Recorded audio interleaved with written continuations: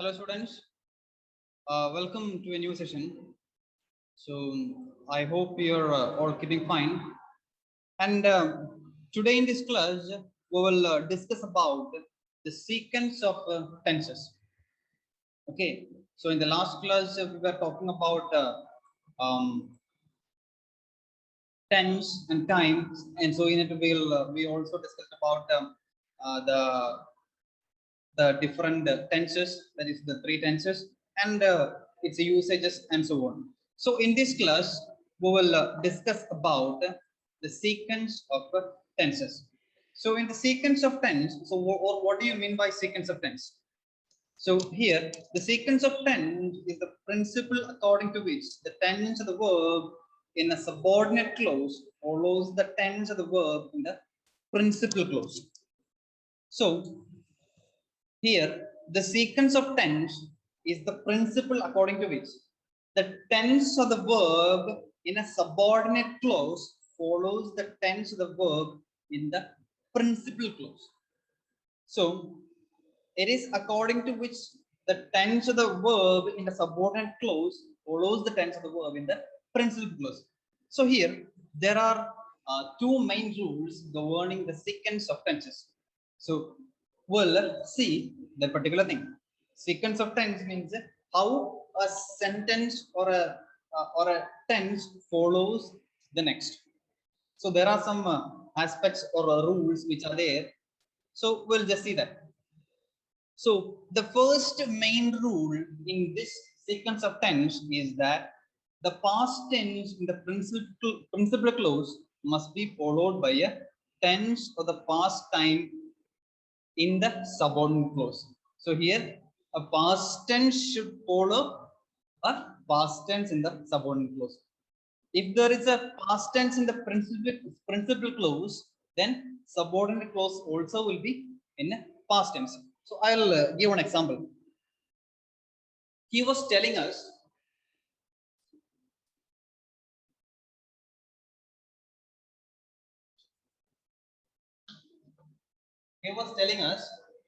that he knew the secret of a friend. That he knew the secret of a friend. So I hope you can see. So here,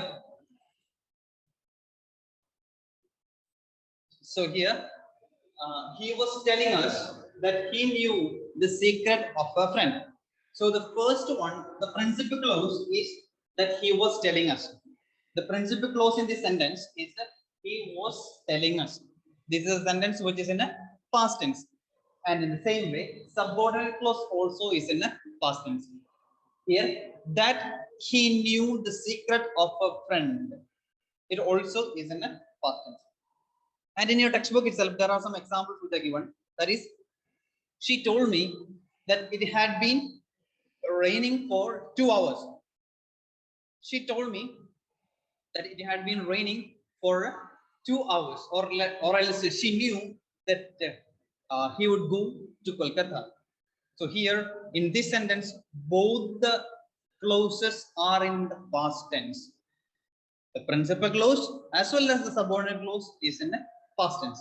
So this is the first rule which is there, which means the past tense in the principal clause. Say if the principal clause is in the past tense, and obviously the subordinate clause also will be in past tense.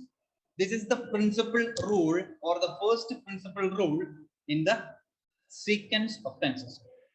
And now there are some exceptions with regard to the same. Here, there are, however, the following exception to this rule are this. I'll explain. The first one is a past tense in the principal clause may be followed by a present tense in the subordinate clause when the subordinate clause expresses some habitual or universal fact.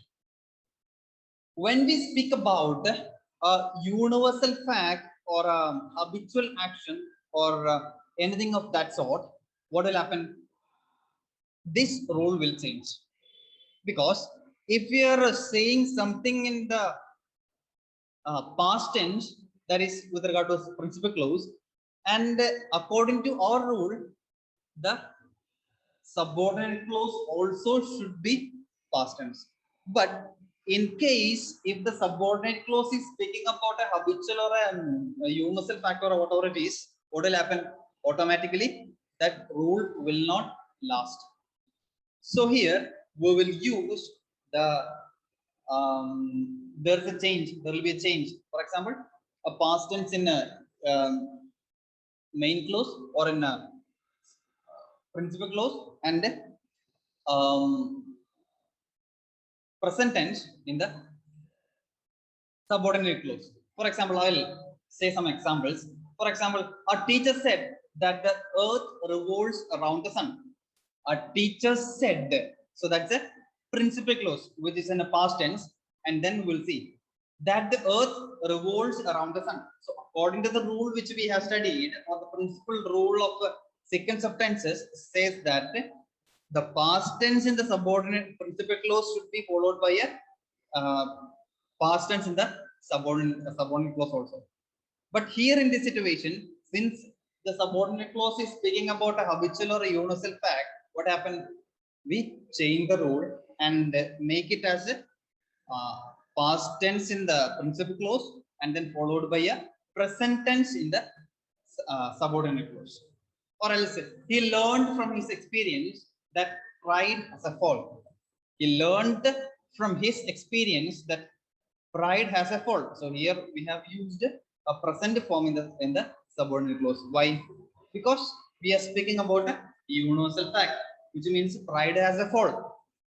So pride will not stand strong or stand long.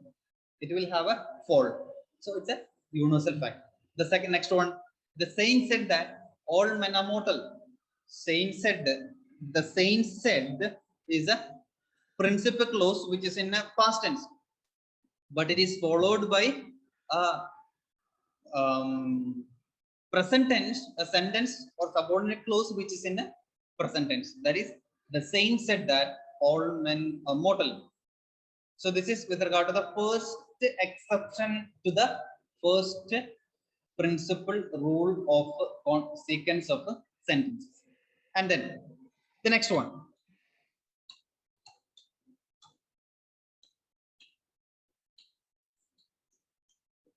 Here, when the subordinate clause is introduced by some conjunction of comparison, imagine, okay, then rule 1 does not apply at all. Any tense can be followed by any tense. For example, I'll say some examples. He respected you better than he respects me. So here we have used a comparison and the word is than. He respected you better than he respects me. So here in the principal clause, it's past tense and then followed by a present tense. Then he respects you better than he respected me. So here the subordinate principal clause is in a present tense and subordinate clause is in a past tense. The next example, he respected you better than he respected me. So here both are in a past tense. And then he has respected you better than he respected me. So here we have used past perfect form plus past form. So present perfect form plus past form. Then he will respect you better than he has respected me. So here a future plus present is used. He will respect you better than he was respecting me. So here a future plus past is used in the sentence. So why did it happen? It is because we have used the word of comparison. That is, the word than is used in the sentence in order to show the comparison between two things. And so what happened? We have, or we can use any tense or any sentence followed by any tense. We can use a past tense followed by present, or present followed by past, or past and past, present and present, or future, or whatever it is. Anything is possible with regard to this particular rule, because if you are using than in the sentence, so in order to show comparison, so if you are showing so, what will happen? Automatically you will use the use any tense for its usage. And then if the comparison is expressed by as well as instead of then, the same rule holds good. Any tense may be followed by any tense depending upon the sense intended by the speaker. For example, they understood me as well as they understood him. So as I said, if you're using the words as well as and then, the words as well as and then, if you're using in a sentence in order to speak about the comparison between two, we can say that the rule holds good, or in the sense it stands still. And then we have one more. When the subordinate clause is an adverb clause denoting place, reason, or comparison, it may be in any tense as required by the sense, even if there is past tense in the principal clause. So if the adverb clause is denoting a place, reason, or comparison, any tense can be followed by any tense. So with the I mean, we speak English or any language with the sense. So with the help of this particular sense or required by the sense, we can use any tense followed by any tense. It's not necessary to use past tense followed by past tense or past tense followed by present tense and so on. So we can use any tense. For example, a grand city once stood where now lies the village. She failed because she is weak in Sanskrit. Shyam killed you as sorry, Shyam liked you as much as he likes me. So here a past tense is followed by present tense. So in the above example, past tense is followed by present tense. So there is no problem in using any tense followed by any tense. So this is with regard to the first rule which is there. And we move on to the second rule which is there in the sentence, that is a present or future tense in the principal clause may be followed by any tense in the subordinate clause as required by the sense. So the rule second is that present or future tense in the principal clause may be followed by any tense in the subordinate clause. So there are only two rules mainly. The first one is that past tense is followed by past tense. Second rule, present and future can be followed by any tense in the subordinate clause. For example, Tanya says that he went to Dehradun. Tanya says that she went to Dehradun. There is no wrong in it because it's a Tanya says, it's a present form and past form is used in the subordinate clause. So that is why I said different. Rule second says that a present or future tense in the principal clause may be followed by any tense in the subordinate clause as required by the sense. So if the sense requires, what we can do? We can use any form of tense in the subordinate clause. That is with regard to rule second. So what did we say about rule first? There, past tense is followed by past tense. A past tense in subordinate principal clause will be followed by a past tense in the subordinate clause.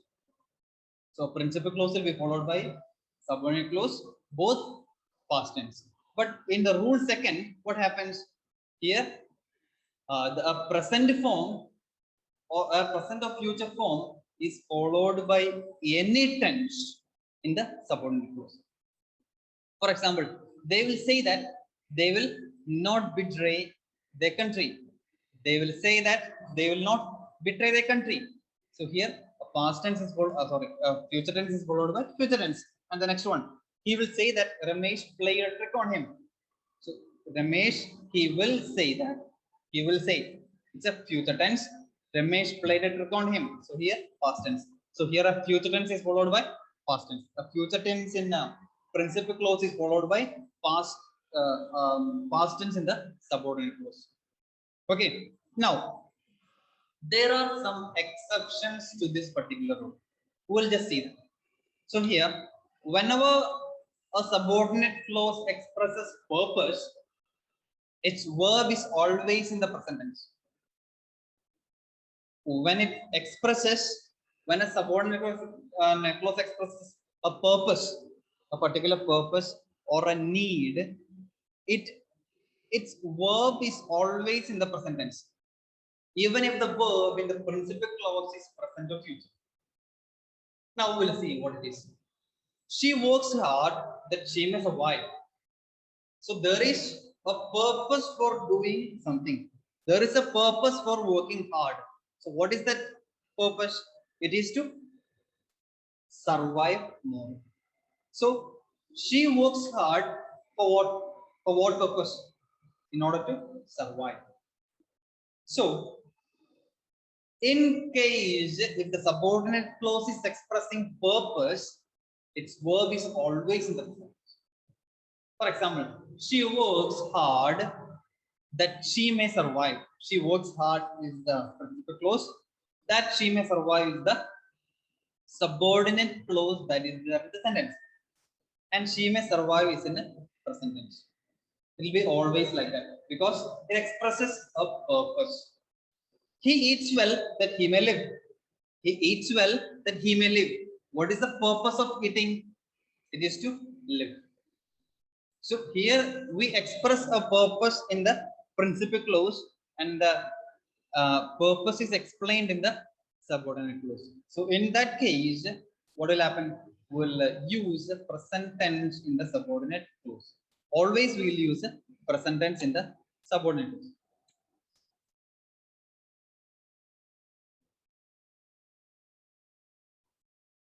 Okay, then if the conjunction introducing the subordinate clause lest the verb in the subordinate clause has should irrespective of the tense of the verb in the principal clause. For example, if we are using lest in the sentence, we'll see what we have to do. Here, he is careful lest he should fall. He is careful that he may not fall. That's the meaning of it. Okay. He is careful lest he should not fall. He is careful that he may not fall. So here is the kind of a usage which is there. So if you are using lest, it has to be followed by should in the subordinate clause. He will be careful lest he should fall. So here he will be careful lest is followed by should, which means he will be careful that he may not fall. Okay, or he was careful lest he should fall. He was careful that he might not fall. He might not fall. So that is with regard to it. And the second or third thing which we have to keep in mind is when a subordinate clause is introduced by as though or as if, the past tense is generally used to indicate the present time and the past perfect to denote the past time. For example, she treats him as if he were her own son. So here, what happened with the use of as if or as though? The past tense is generally used to indicate present time, and the past perfect to denote past time. So here, she treats him as if he were her own son. So here, past form is used in order to speak about a present action. She treats him, it's in a present tense. If he were her own son, so if he were her own son is really, I mean, the meaning is in a present tense, but it is said in a past tense. Okay, so that is the example which is there, and the usage is she treated him as if he had been her own son. She treated him as if he had been her own son. There is one more example. He behaves as though it were nothing to be ashamed of. So here, it to were is used. That is the past tense, and but it indicates a present action, which means he behaved as though it had been nothing to be ashamed of. So this is the second rule, or the third thing which we have to keep in mind in it. The last one with regard to it is a conditional sentences. So here type 1 conditional sentences, the tense of the verb in the principal clause is future and that of the verb or in subordinate clause is present. So in the sequence of sentences, the conditional sentence type 1 is always the present tense will be in a, sorry, the principal clause will be in a future and the subordinate clause is in a present. For example, unless she apologizes, he will not meet her again. So unless she apologizes is the subordinate clause in the sentence, and then we see he will not meet her again. It's a principal clause which is used in the sentence with the help of a future tense. And if you help me, I shall reward you. If you help me is the subordinate clause which is there in the sentence. I shall reward you is the principal clause that is there in the sentence. So this is all about the section, that is the sequence of tenses. So we have been discussing about the sequence of tenses, and we studied that there are two rules, mainly two rules. One is, the first one is the past tense is followed by past tense, and also we have seen the exceptions which are there with regard to it. And then the next one we have seen that present or future can be followed by any tense. Present can be followed by future or past or present itself, or future can be followed by future, present or past, whatever it is. There is no problem in it. So now this is all about the session.